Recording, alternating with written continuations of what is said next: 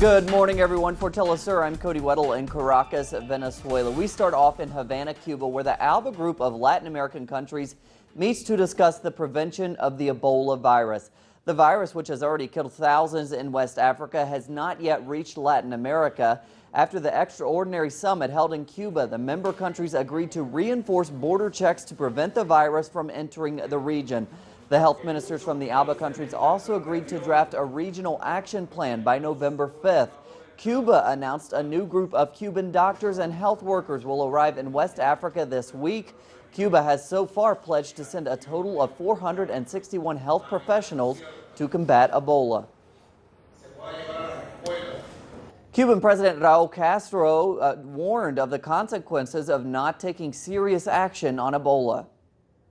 Tengo la convicción de que si esta amenaza no se frena y resuelve en África Occidental, I am convinced that if this threat in West Africa is not curbed and resolved through immediate effective international action and resources coordinated by the World Health Organization and the United Nations, it could become one of the worst pandemics in the history of humanity.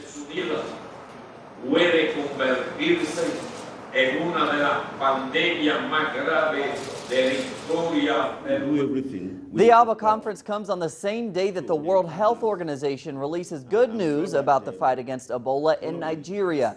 The group now says Africa's most populous country is free of the virus after 6 weeks with no new cases. The WHO called it a spectacular success story showing the world that Ebola can be contained.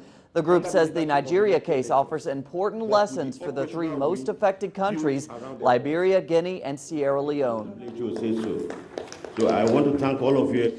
And we go to Brazil, where a new poll released Monday shows incumbent President Dilma Rousseff leads her right-wing rival Aécio Neves ahead of Sunday's runoff election in Latin America's largest nation. Released by Datafolha, the survey shows Rousseff holds a 4% advantage. She garnered 52% compared to Neves' 48%. The poll also shows Rousseff has extended her voting preferences by 3% in a week. Another poll released by MDA also shows Rousseff ahead.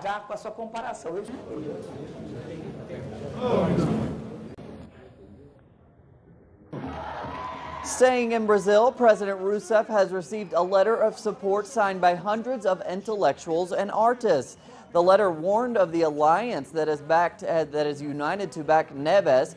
The intellectuals claim the banking sector, powerful businessmen, and the mainstream media are boosting Neves in the electoral campaign. Meanwhile, Rousseff campaigned together with former President Ignacio Lula da Silva in the city of Sao Paulo. Both Workers' Party leaders will travel to Pernambuco on Tuesday.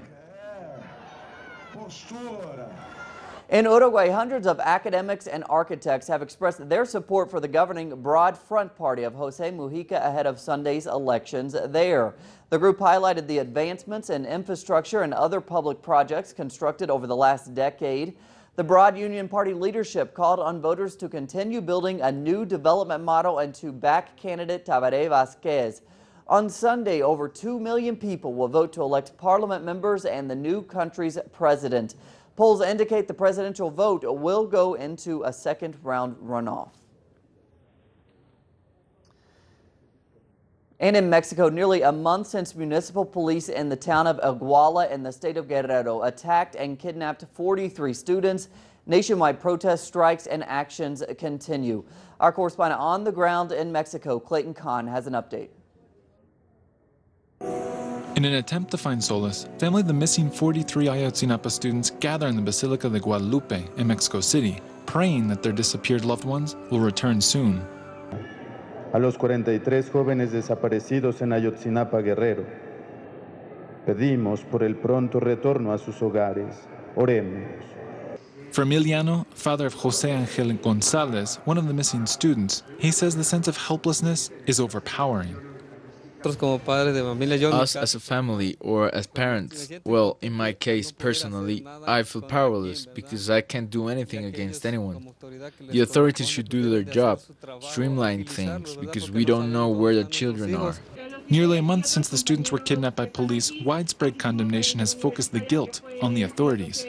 Mexico in certain regions is not a failed state, because failed is an adjective that applies to the subject state. I believe that one cannot say failed to something that does not exist.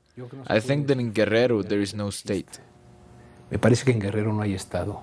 The demand for justice in the case is reaching all corners of the country. Even the traditionally conservative law department of Mexico City's National Autonomous University has heeded to the call. We have the responsibility to criticize what is happening in this country and to present solutions, because one day we will be the ones in the high seats, and we will need to have been with the people. They too are planning actions for the coming days and weeks, seeking to exercise pressure that they hope will eventually lead to the return alive of the disappeared. Clayton Khan, Telesur, Mexico City. Thanks again to Clayton. And in world news, we go to Syria, where the Kurdish town of Kobani continues making gains against Islamic State militants. After a month of fighting the Islamic State, Kurdish militias have recovered key positions. Following intense internal pressure that saw dozens of protesters killed, Turkey has finally offered some aid to the Kurds. The country agreed to open its border to Iraqi Kurds crossing into Kobani. Turkish Kurds are still prohibited from joining the resistance. The measure comes as Iraqi Kurds are facing increased attacks by the Islamic State, which could prevent some of them from assisting the Kurds in Kobani. A new investigation reveals that Nazi war criminals have received millions of dollars in U.S. Social Security benefits since World War II. Even Auschwitz concentration camp guards are among the 38 Nazi collaborators whom the U.S. Justice Department allowed to keep receiving benefits if they fled the country and renounced their citizenship. After the Second World War, many Nazi collaborators aided Western governments in different areas such as science, health, and weapon development.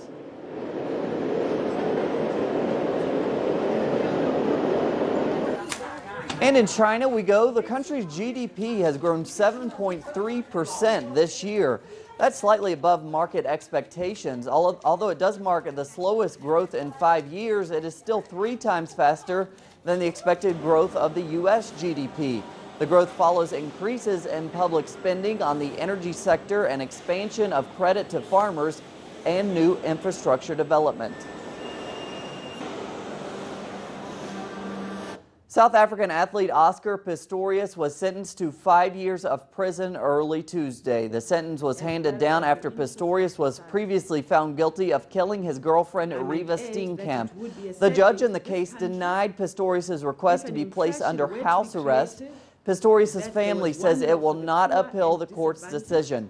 Referencing Pistorius' status, the judge said laws in South Africa apply equally to rich and to poor.